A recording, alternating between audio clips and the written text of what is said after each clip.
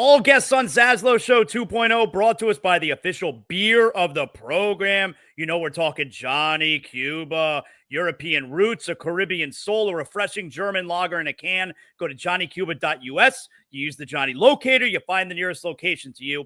Make sure you always drink responsibly. And don't forget Johnny Cuba's mantra, stay tranquilo. And joining us now, look, we are so close to college football. This weekend starts week 1 technically. I will get back out on the road next week for college football tailgate. And joining us now, Jessica Smetana. You see her on the Levine show, Meadowlark Media. She's got the new podcast with Mike Golick as well. Huge Notre Dame fan. Jess, good to have you here with us. So as someone who loves college football like yourself, like when you're just days away from it all getting going, is this the best time of year for you? I think this is absolutely the best time of year, and the best weeks of the college football season are always the ones when Notre Dame is not playing, so I can enjoy it without feeling stressed out. And I know other fans, you got to agree with me. I mean, week 0 is great because there's like 5 games on and Notre Dame's not in any of them. So I'm just going to sit there and kind of just glassy-eyed chill on the couch. It's great. When's the last time you were at Notre Dame Stadium? Probably a month ago. Oh, okay. Well, when's the last time for a game? The first playoff game of the college football 12-team playoff era in December against Indiana. I went for the first time. I was in South Bend because we did one of our stops for college football tailgate last year. Great game, Notre Dame FSU 52-3. So it was my awful. So it was my first time there, and it was interesting because I don't mean this in a negative way. It was like a nothing stadium. Like it's a concrete slab, but still there's a personality to it, you know? And it was just interesting to me that it's such a cool venue, but it's like, there's no pomp and circumstance. There's really nothing to it.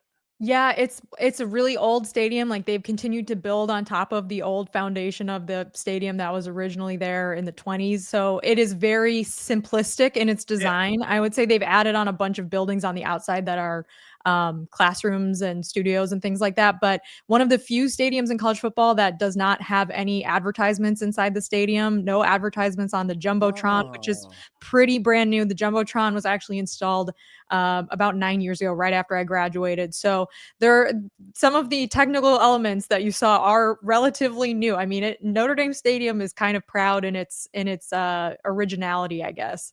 I liked it. Now, granted, the opener is here at Hard Rock Stadium in Miami Gardens. You're not coming. I already asked you that.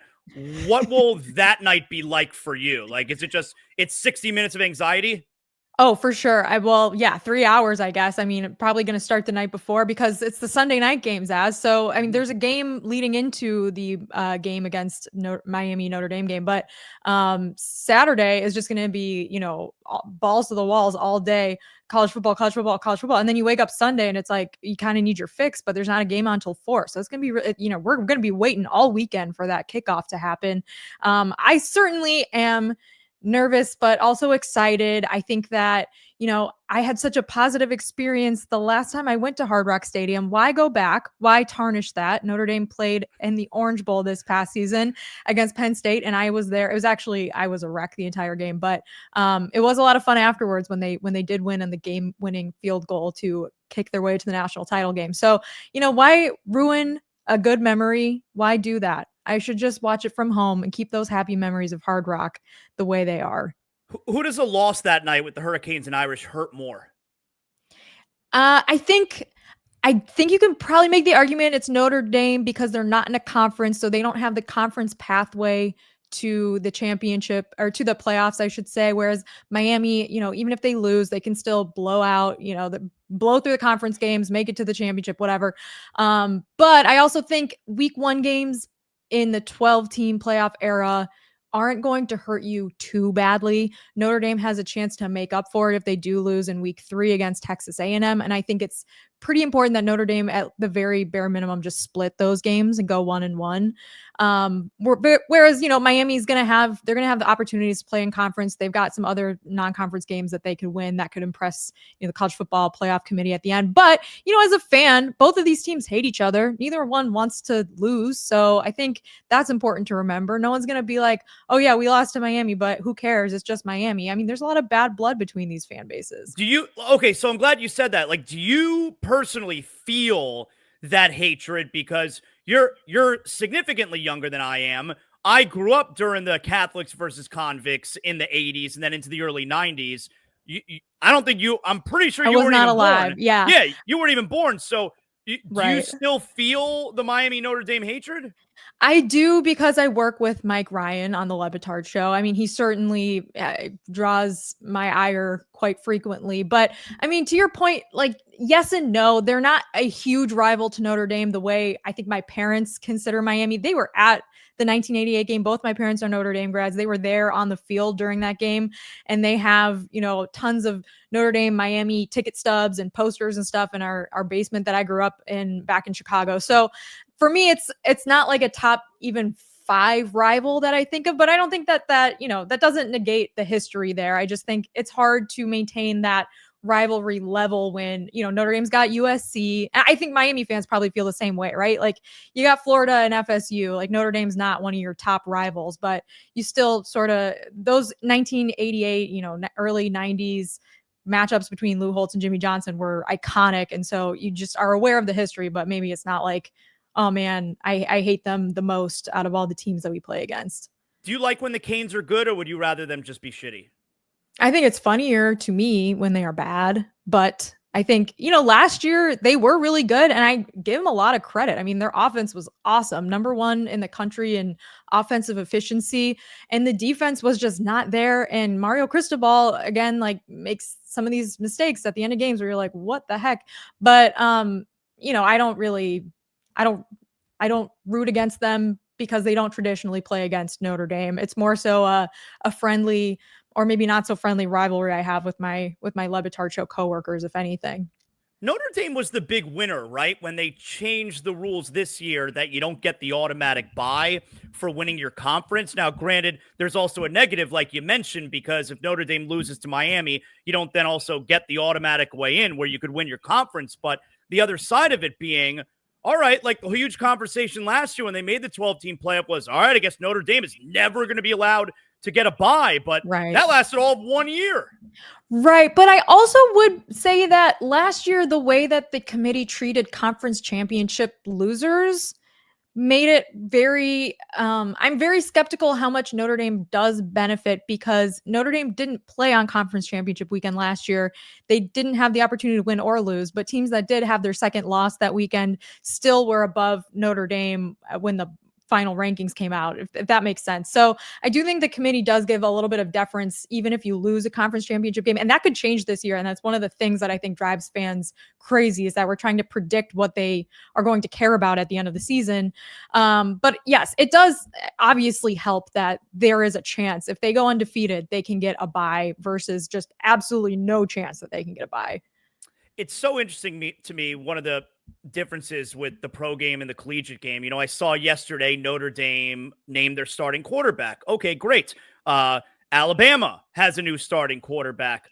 Ohio State, of course, has a new starting quarterback. I mean, these are 3 top 10 teams, essentially meaning these are 3 championship contenders, all with new quarterbacks. We really don't know what to expect from any of them, where if you're a championship, you're a Super Bowl contender in the NFL, you have to have an amazing quarterback. We're expecting these teams to be contenders. We don't have a clue what they have at quarterback. Yeah, it's really interesting too, because over the last few seasons, the national championship winning quarterback has not been at the same elite level as the 4 years prior. If you think of like 2019, 2020, Tua and Joe Burrow and like Deshaun Watson and Trevor Lawrence, like these were all guys that were like, these are going to be first round picks in the NFL. They could be franchise players in the NFL. And for the most part, I mean, they're all, with the exception of Deshaun Watson, who's got his own issues and now is probably injured for forever. They're all still playing in the NFL, and they've all been pretty good. Although this is a Miami podcast, so I mean, you're too that could send us on a whole tangent. But anyways, the previous 4 seasons, you've got Will Howard, JJ McCarthy, who obviously could end up being great. He's been injured in his short NFL career so far, so we don't know yet. And then Mac Jones didn't really work out too much, and Stetson Bennett. So there's been like some variance there in terms of elite talent versus can you just win with a really good quarterback? And the teams that have won with just good quarterbacks have all had elite talent elsewhere. So when you're looking at teams like, Alabama or Ohio State or even Notre Dame, it's like, yeah, so first year quarterbacks tend to not be that good in college football. Usually their second year is when you kind of see that leap, but do they have elite talent around them? In most of those cases, yes, they do. I think Ohio State is an interesting one because they lost so much talent to the NFL last season, but they're a team and a program that constantly can retool. They still have Jeremiah Smith on their roster. They still have Caleb Downs on their defense. But that's sort of the interesting thing. And I would also say there are a number of really good quarterbacks coming back this season, like returning quarterbacks in college football this year that aren't on those traditional blue blood teams that I'm really curious to watch. Someone like Lenora Sellers, who is really, really good and had a lot of injuries last season. And South Carolina is not a traditional SEC powerhouse team. They've got a tough schedule. They also lost a few really talented players in the draft last year, but I'm really interested to see what kind of leap he takes. Sam Leavitt for Arizona State's another player, played in the playoff last year. That was a bit of a surprise that Arizona State made it that far. But again, they're in the Big 12. So they've got a real shot, as do like 6 other Big 12 teams, at making the playoff because they have that experience there at quarterback. So really interested to see how the quarterback play in general shakes out this year, especially because this is the first year in a long time we haven't had COVID quarterbacks and like 6-year guys getting plugged into teams like last year with, Will Howard going to a contender or Dylan Gabriel going to a contender, guys that just have a lot of starts under their belt, going to teams that are set up and ready to win games. Being that you're a Notre Dame alum and you don't have an allegiance to a specific conference, is there a conference that you particularly love to watch? A conference that you particularly dislike?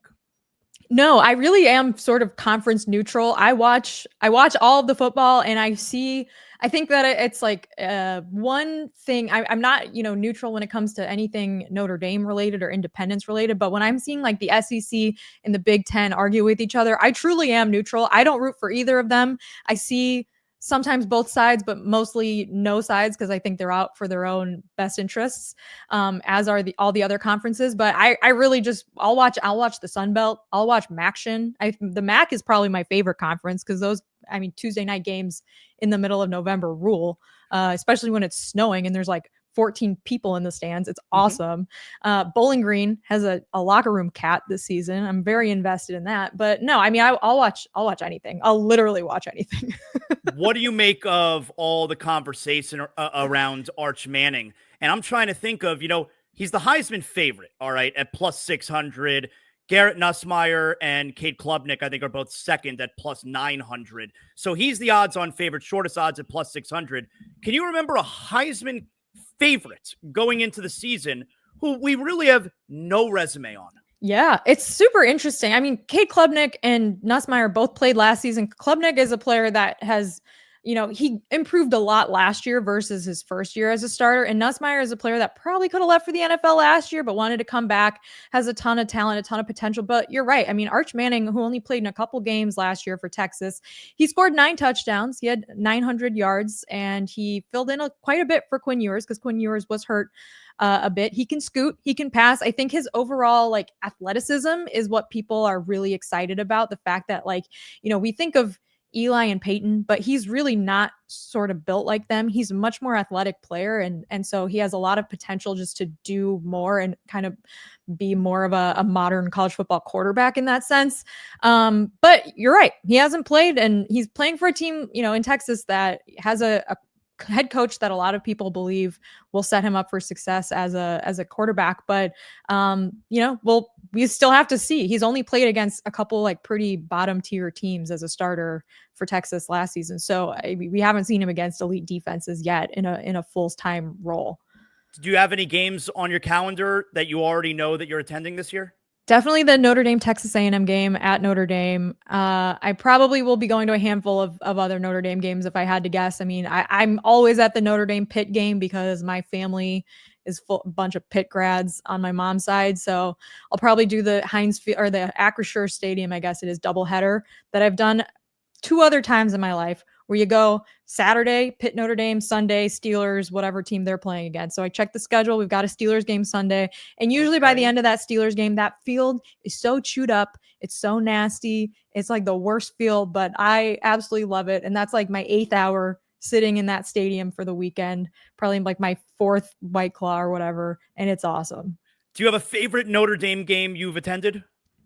I used to say it was the UCLA Notre Dame game in 2006 where Brady Quinn threw the game-winning touchdown pass to Jeff Samardzija with like 30 seconds left in the game. But I think the college football playoff game against Indiana last year is now my new favorite. It was the most exciting atmosphere. And, you know, I'm a 12-team playoff skeptic because I'm not convinced that we need 12 teams in the playoff. I'm sort of one of those people that's like, there's usually like 6 elite teams in a year. Maybe we should have expanded from 4 to 6 before we did 4 to 12. But I think the positive to that is that we get campus hosted games now. And I think we should have more of those because the atmosphere, the electricity, even though, like you said, concrete slab in the middle of Northwest Indiana, I mean, it was absolutely electric that night. And it was so much fun, even though it was probably 20 degrees at kickoff.